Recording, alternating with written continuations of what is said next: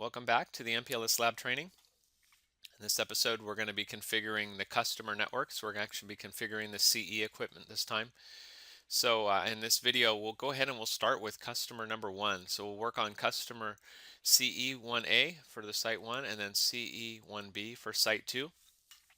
And we're going to go ahead and just do customer one in this video to reduce the amount of configuration. So I don't want to have configuration overload and do both customers in one video. So we'll just go ahead and start with customer one. And as you know, in the last videos, what we've done is we've done all the work on the backbone. So the initial videos, we set up the backbone, got MPLS working. And then in our last video here, we actually set up the PE to CE connections, the provider edge to the customer edge. So on the PE, they're all ready, and they are all ready for customer one and customer two. So we'll go ahead and now work on customer one. What we'll be doing is we'll be applying the initial configs on customer one, site one, and customer one, site two. Those configs in the lab workbook, they're actually in the appendix, so you can get those and install those. If you need to know what each of the commands do, again in there you can look at the initial video where we set up the initial configs on the PE, the provider edge routers, and that actually goes through all the generic config, the base config that goes in there line by line. So if you have any questions about that, go ahead and review that video.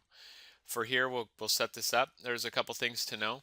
I'm going to be using, we're just setting up the IPv4 right now. I know there's IPv6 addresses here, which is going to be a future video.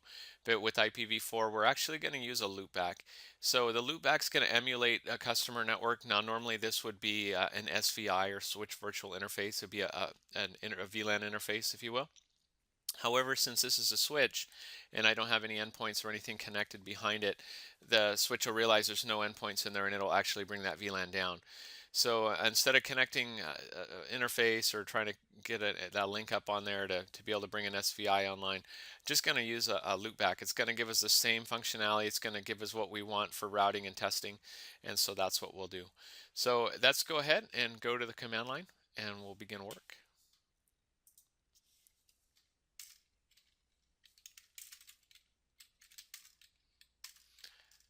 Okay, so this is going to be CE1A, and we'll go ahead and we'll apply the initial config.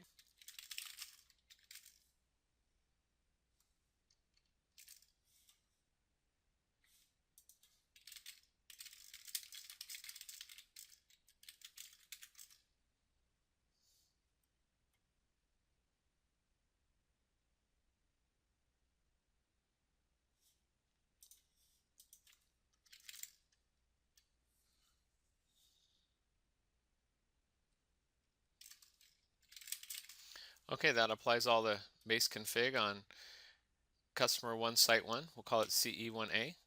At this point, we're going to go ahead and configure the interfaces. So like I said, we'll start out with a loopback interface, and that loopback will actually resemble the switch virtual interface. So this is just a way to emulate a network that we want to be able to route across the MPLS backbone.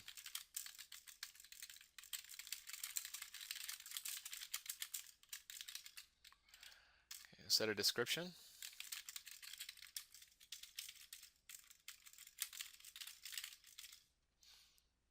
And then we'll set the IP address. So you can see again on the diagram here, the IP address for loopback 0 is going to be IPv4 172.16.0.1, and that's a /24. So that's what we have there. Now we need to configure the interface that's going to be going over to the other side, going to PE1, and in this case it's gig 0 101. We'll see that's right here.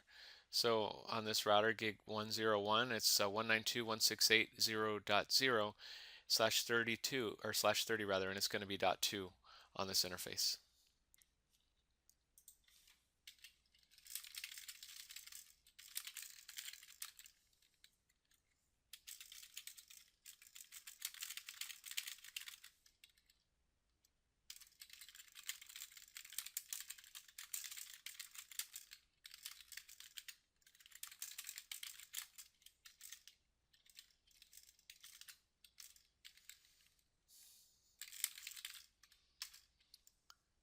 Okay, now let's take a look and see what we've got here.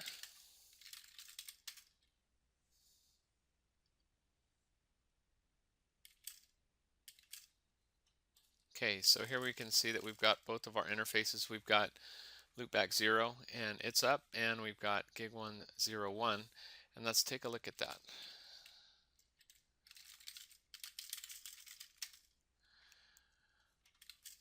All right, so here we go step by step through this. We could see that gig101 is actually up and it's connected, which is a good sign. That's exactly what we want. At this point now we want to see if we can ping the other side. And we can see that we can. So we know we have connectivity now between the provider edge router number 1 and customer edge router for customer 1 site 1. So let's look at this. We got now connectivity from PE1 back over to CE1. So that link is now up. So we're going to go ahead and configure some routing on that customer network right there on customer 1 site 1.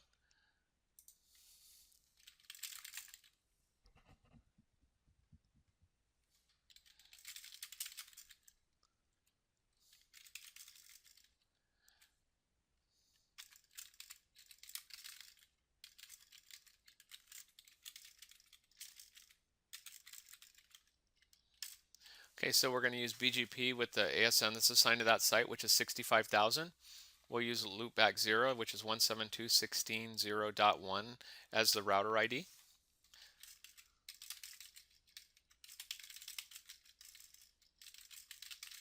Log neighbor changes.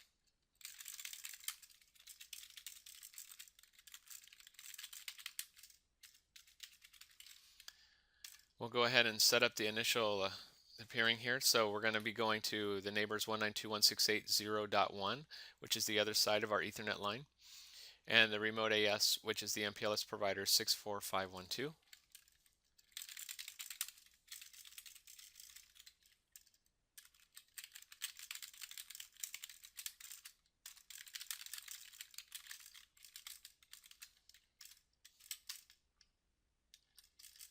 Set the description,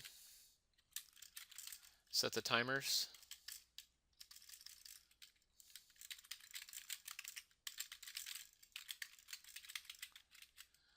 set the password,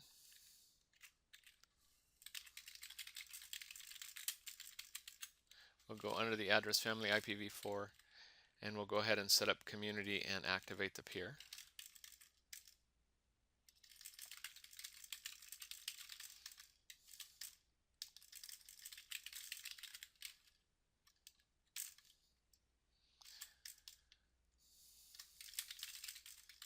We'll turn off automatic summarization. That's by default, but some of the older code is not by default, so I just get in the habit of using it all the time now.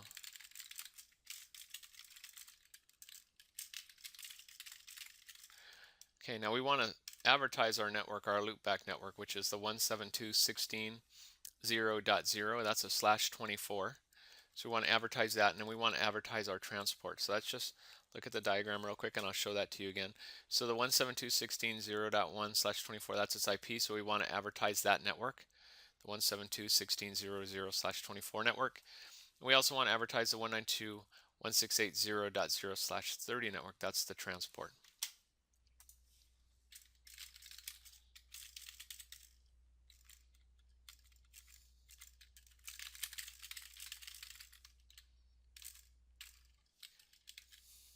Okay, let's take a look at our config.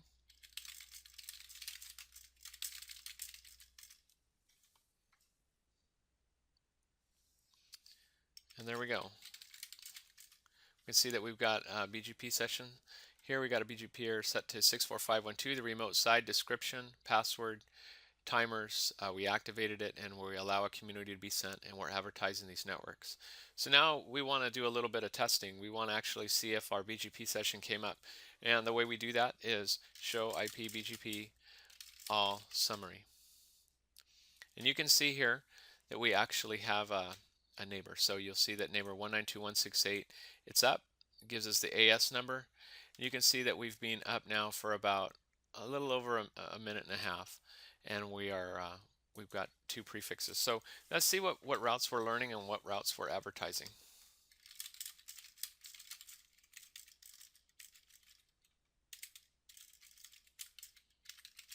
So we'll see what routes we're advertising through this command right here. And you'll see the two networks that we wanted to advertise, they are being advertised. And what's important with this, we'll only advertise routes that we have in a routing table. When we're advertising via BGP, we actually need to have those routes either connected like we do right now from the loopback interface or for the transport interface, or if we wanted to advertise those, originate those, we'd have to be learning them, either have a static route or an IGP or something of that nature.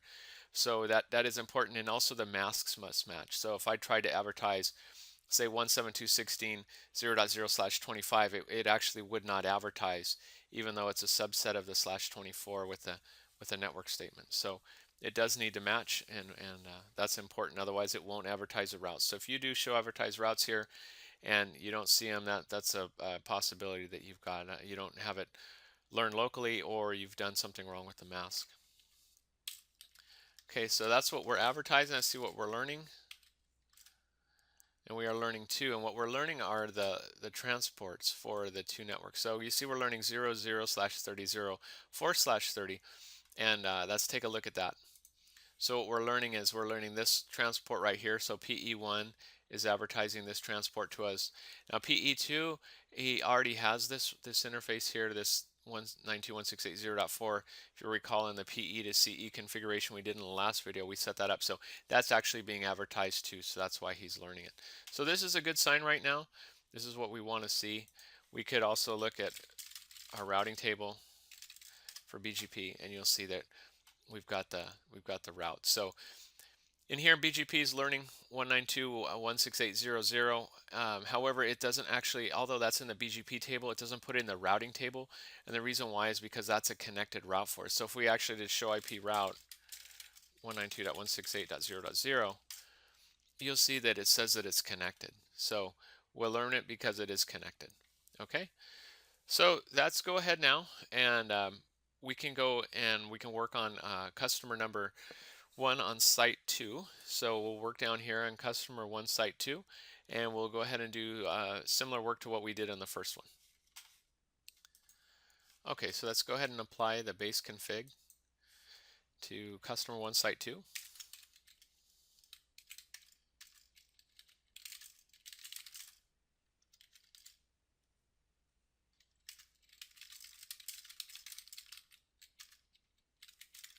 And again, these configurations are available in the appendix of your workbook, so you can get them from there and paste them in.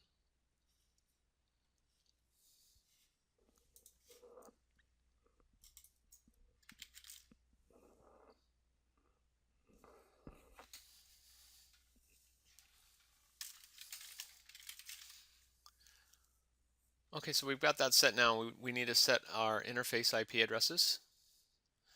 So let's go ahead and build that.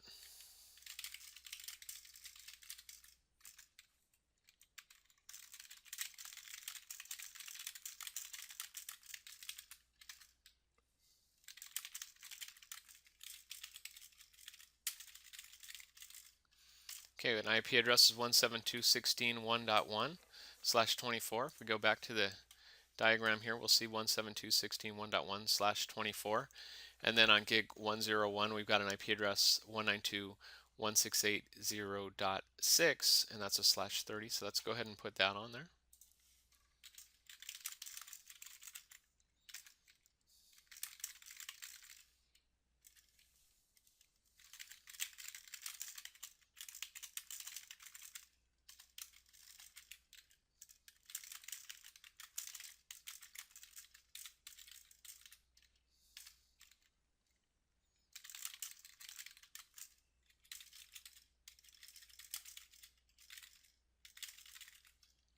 Okay, we'll put the IP address.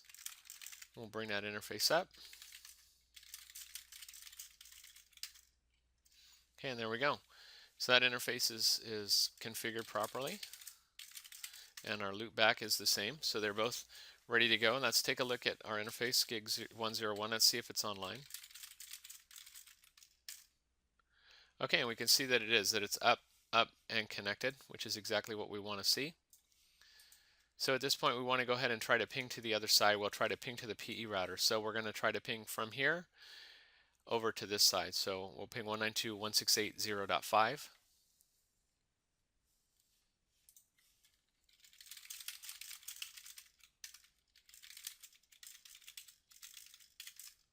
And you can see that we've actually have successful pings going all the way across. So that's what we want. And now, just like we did on the last one on customer 1, site 1, we want to go ahead and we want to configure BGP. So in this case, let's look at the diagram again. We're going to have BGP on this side is ASN is going to be 65001, and we'll set up an eBGP IPv4 session over to ASN 64512. And again, PE2 is ready to go. Our last video we did the PE to CE connection on this side, so this interface gig 01 and all the routing and so forth is already being done. So we should be able to bring it online just like we did customer 1, site 1.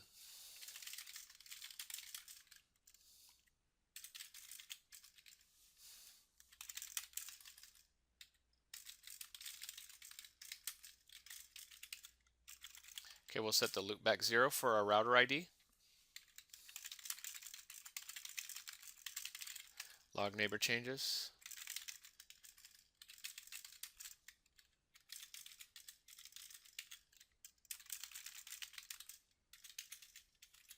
Okay, remote AS is going to be 64512. Set a description now.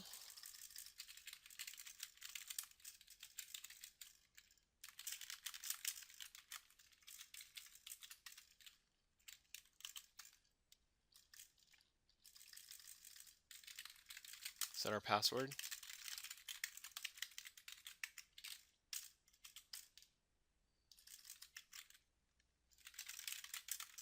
Set our timers.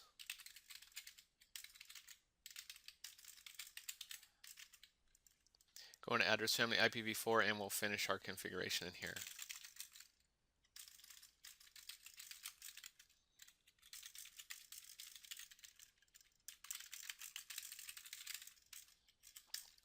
Allow it to send a community and activate it.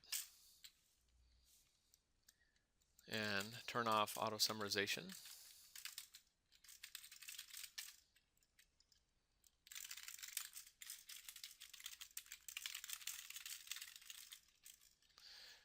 Okay, we'll advertise our loopback, and we'll go ahead and also advertise our transport.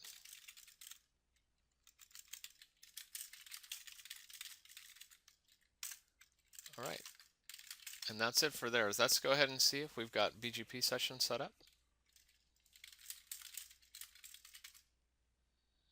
Okay, we do. So we have it just over a minute, and now we're actually learning 3 prefixes. So let's take a look and see what we're learning.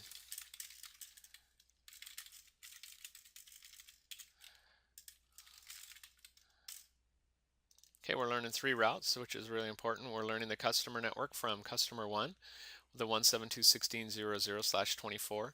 We are learning both of the transport networks. And let's just go ahead and make sure we're advertising both of the networks. So over to the neighbor, we are advertising both the 172.16.1.0 and the 192.168.0.4/30. So this is good news. This means that we should have in our routing table the loopback IP addresses for BGP. So we see the other site. This is good.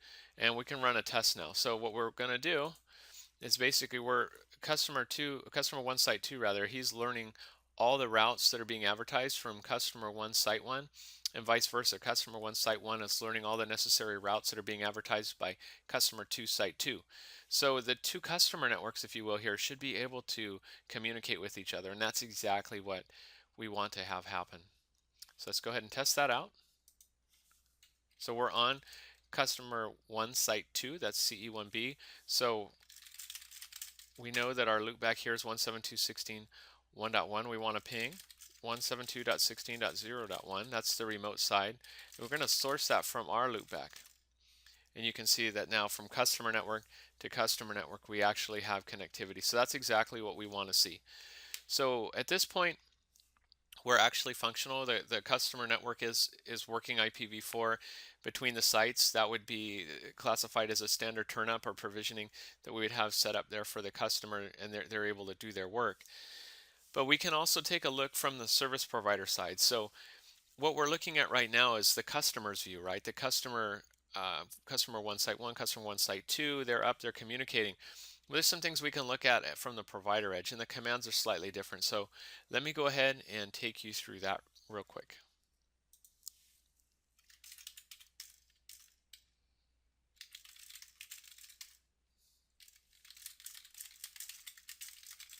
Okay, this one here, as far as it's classified, is going to be a VPN v4. That's how it classifies it when you look at it. And you'll see now that we have a peer up to 192.168.0.2. That's up. This other one here that says idle, that's because we haven't provisioned customer 2 yet. So if we look at the diagram, that's basically over here. This customer's not up, and it's not supposed to be up. We haven't configured it, but we did provision it in our last video, so it's not there yet. However, you can see that 192.168.0.2 is up, and we're learning 2 prefixes there. So that's one of the things that you can do. You can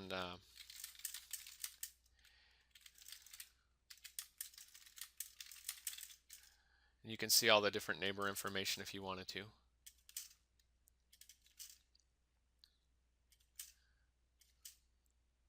It's actually quite a lot of information. I don't like going through this. I'd much rather use the other commands and figure out what I'm learning. In any case, that is a command that you can do. You get a lot of detailed information about your neighbor. You can look at passwords and so forth. So this is a pretty powerful thing if you want to spend the time to go through it.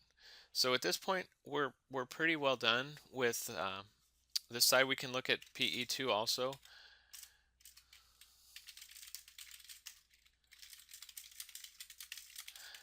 And PE2, we can see that he's the same way. We've got the 192.168.0.6, that's been up for about 5 minutes. That's the customer 1 site 2. We are learning 2 prefixes. And customer 2, like we said here, is not being activated yet. So we need to provision that, and we'll do that in the next video. So that's really all I have to show you right now. You see it is fully functional. That's what we wanted to do. The customer networks are working.